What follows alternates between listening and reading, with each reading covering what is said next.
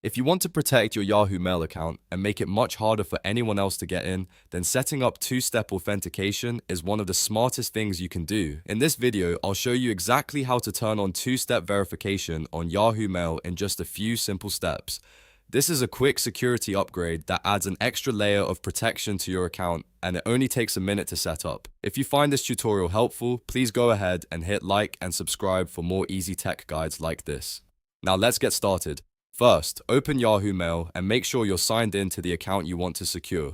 Once you're in, look to the top right corner of the screen and click your profile icon. This is where your account settings are located. From the menu that appears, click Manage Your Account. This will take you to your Yahoo account dashboard where you can adjust your personal details and security options. Next, look for the security section and click it.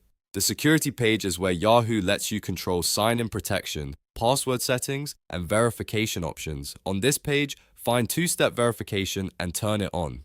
This is the feature that adds a second layer of login protection, so even if someone knows your password, they still won't be able to access your account without your verification code. After you switch it on, Yahoo will ask you to enter your phone number. Make sure you type in a number you can access right now, because Yahoo will send a verification code to confirm that it's really you. Once your number is entered, check your phone for the code Yahoo sends, then type that code into the verification box on the screen. If the code is correct, Yahoo will confirm that two-step authentication has been enabled successfully.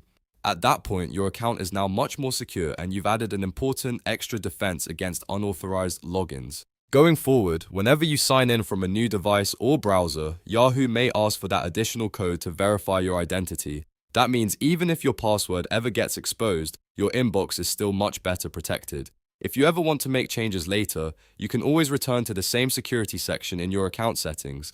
But for now, that's it. You've successfully set up two-step authentication on Yahoo Mail. If this video helped you, please remember to like the video and subscribe for more simple step-by-step tutorials.